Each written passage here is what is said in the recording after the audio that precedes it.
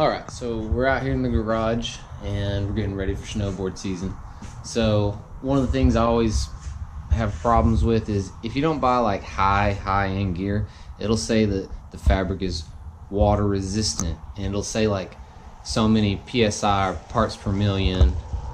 And if you're snowboarding, back to what I was saying. So the mail lady showed up, she had some mail for me, lots of packages, mostly the wife's. So when you're snowboarding, if you're not boarding going down the mountain, you can stand. I mean, it's not hard to stand, but you know, you don't want to stand on this thing unless you don't have to. You want to like, because unless you're up there and you can do it all the time, you're probably not going to be in the right shape. So you want to sit down or be on your knees. That's just the two places you can go. You either sit back on your butt or you are on your knees. So if you don't buy like super duper high-end snow gear, you'll get wet butt. It says it's resistant, it says it's water resistant, or it'll even say sometimes waterproof. It's not waterproof, rather water resistant. It's to a certain level because it needs to breathe, because you're going to be getting hot, so they want their fabric to kind of breathe but not let water through. So the problem is I have my ski gear here. I usually take and I will waterproof the butt area, and then I'll waterproof the knees, and then I'll go on the back side of the jacket right here and get it real good because it's a low hanging jacket. Usually use Scotch Guard. Just 3M makes it. It's a heavy duty water shield. You're just going to spray it over the areas you want it to protect. I've done this a couple years now. Last year I messed up and I did it in our hotel room the night before we went and rode. Don't do that.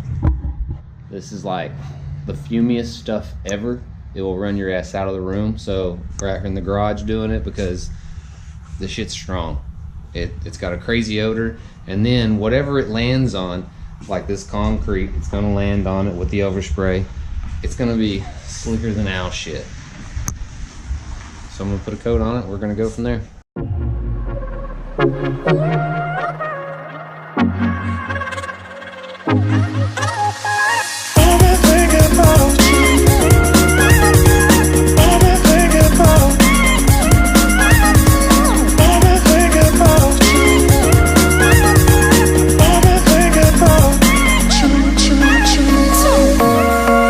So I got my first coat on. You can see a slight difference right here, color, where it makes this a little bit darker. So if that's something that bothers you, probably wouldn't use it. Can't really tell on the khaki over here, the color difference. Kind of all runs the same. But on the gray, you can see where I put it from here down. I'm gonna put my second coat on.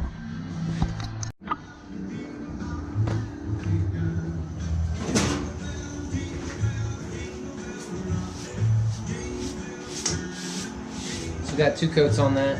Gonna hit up the knees now. Woo.